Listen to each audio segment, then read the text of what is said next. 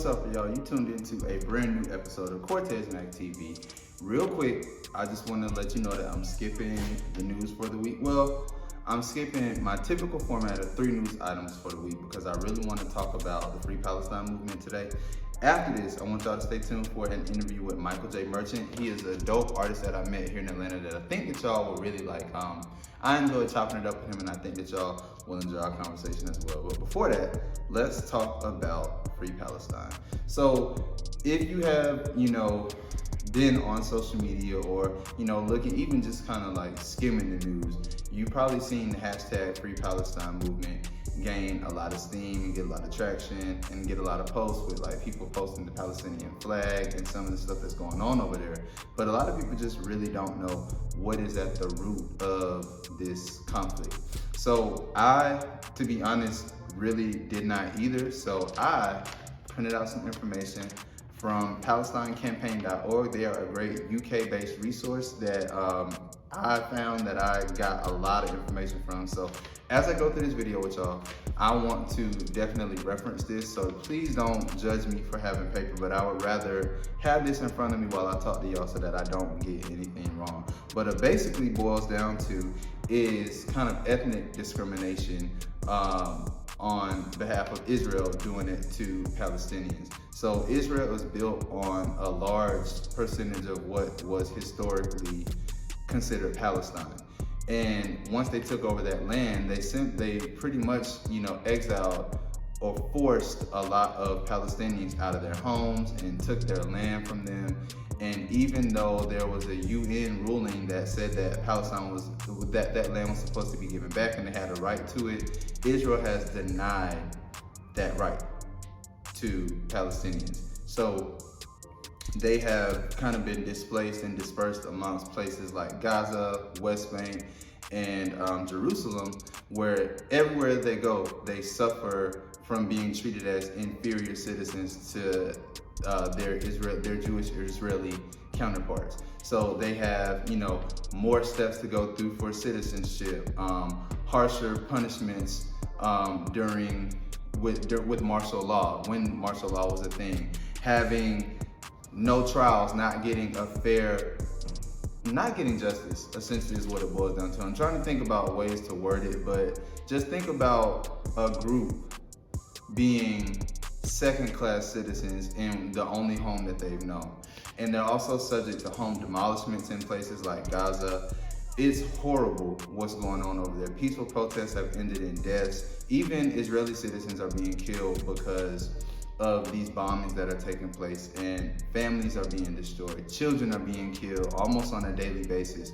And so I really wanted to highlight this because this has been going on since 1948, which I had no knowledge of. So the state of Israel was created in 1948, and they were given this land, and they took a lot of the Palestinian land and have oppressed Palestinians since then. So it almost boils down to what is essentially like an apartheid. Accountability is particularly, difficult, and you see that Israel sees no wrong, or the powers that be in Israel see no wrong with what they are doing. So we just see this continuing to grow, and more innocent lives are being lost. And so I wanted to kind of give you a little bit of background. It really, like I said, boils down to it being almost in sense of like they're being colonialized and they are not having, a say in their life.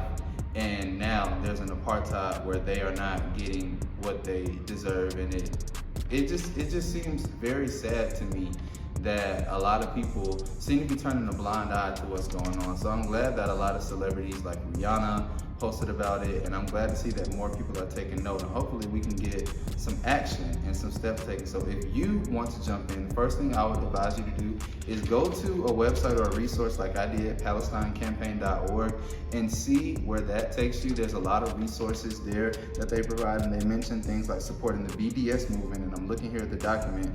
BDS stands for Boycott, Divestment, and Sanctions until Israel respects international law. So if you want to get some more knowledge, definitely PalestineCampaign.org is a great place to start. By no means is it the be-all, end-all. It's just where I chose to go.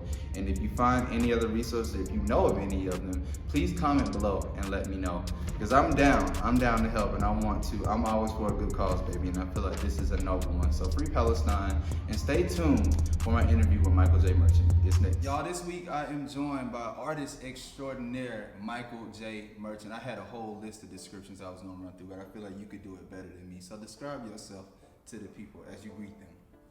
Man, I'm just a southern motherfucker, Albany, Georgia, to Atlanta, and it's just, it's a blessing to be here to talk to you, first of all, but, you know, the music is the most important in my creative aspect. What I get out of it, I think, can only help anybody else. I love that, and that already kind of aligns with us talking about purpose today. So he's already outlined why he does what he does. So let's get into how you started doing it. So you began in Albany, Georgia. Yeah. Did you always know that you wanted to do music? Always. Yeah?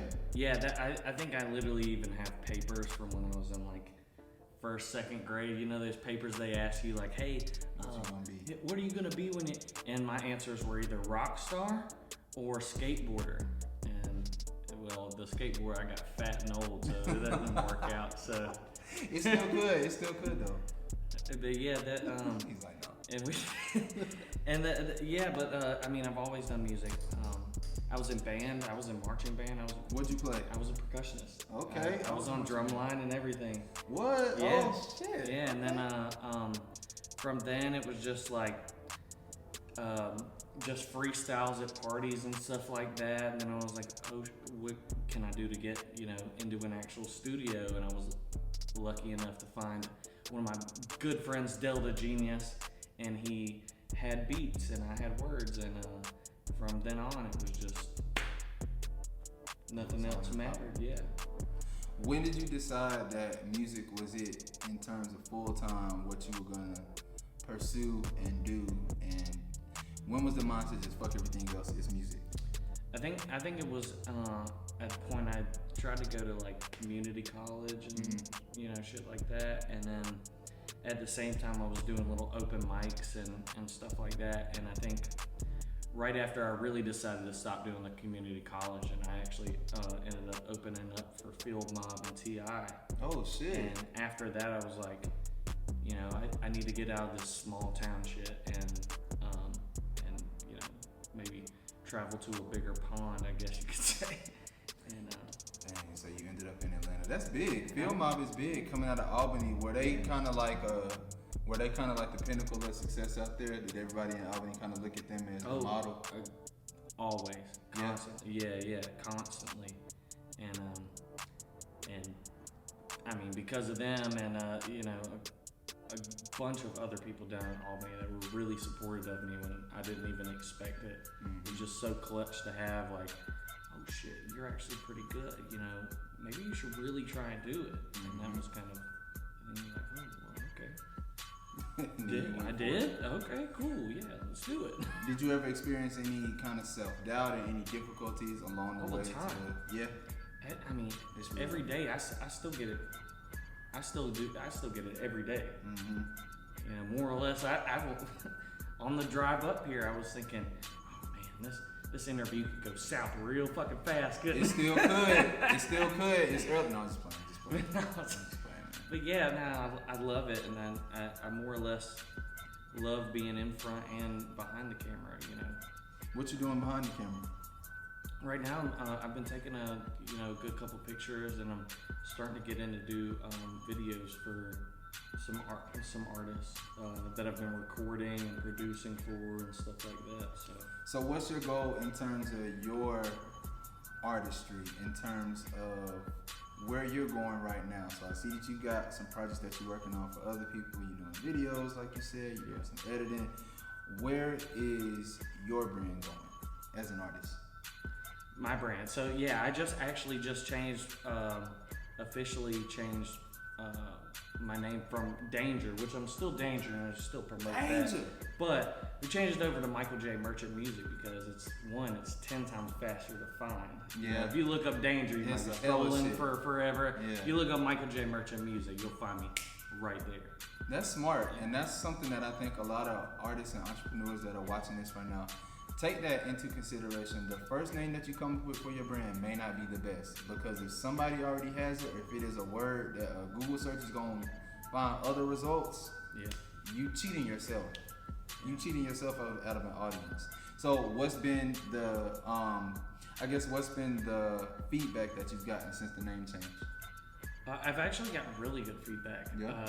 Which is crazy. I think mainly because people can find it, you know, way faster. They're not, you know, having to scroll at all. You look up my name and it's boom there.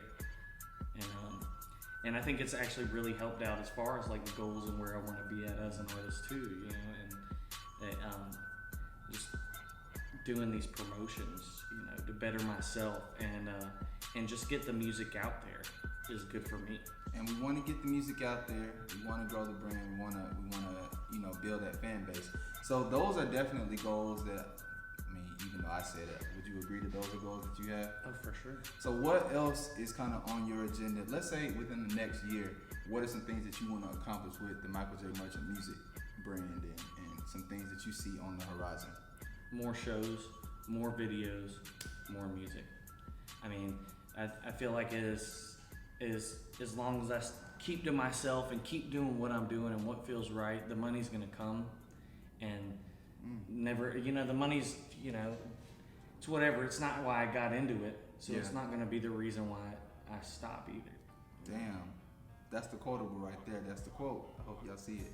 So let's talk about the music that's already out then, because like you said, you know, when the audience finds it, the success will come. Where do these people need to start if they're watching this and they're seeing you for the first time? Take us through how we should listen to Michael J. Merchant Music. Where should we start and where should we end up? The first thing you should go and listen to is the Mercy EP.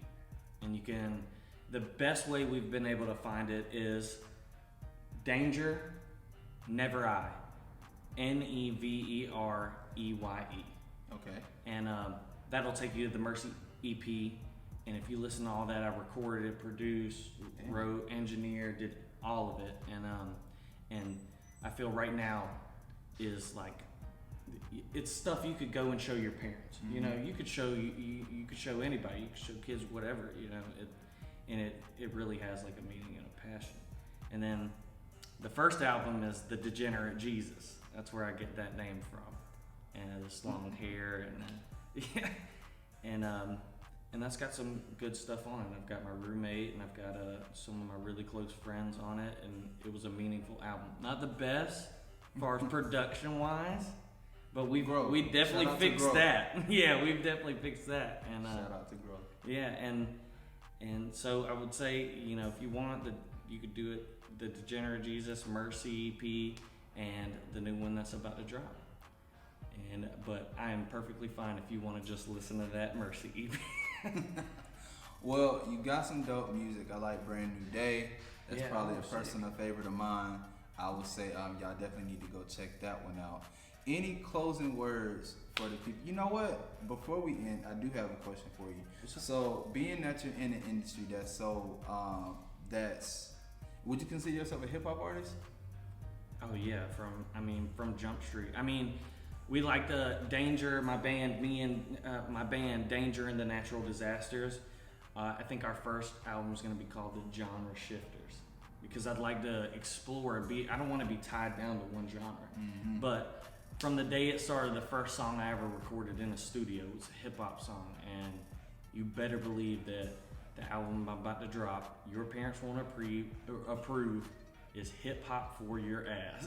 I love it. So how do you, because the thing that we see with a lot of white artists who do hip hop is people try to automatically say cultural appropriation. So, but there is such thing as appreciation. So how do you differentiate? Not besides you being your own individual self. What would you say to somebody that might say, or an automatic comparison and say Post Malone, Iggy Azalea, and try to put you into a box? What would you say? Oh man, dude, I had plaits for a while. Like I had straight plaits, and I went to Whitewater and I had kids in the lazy river just like, hey, Post Malone.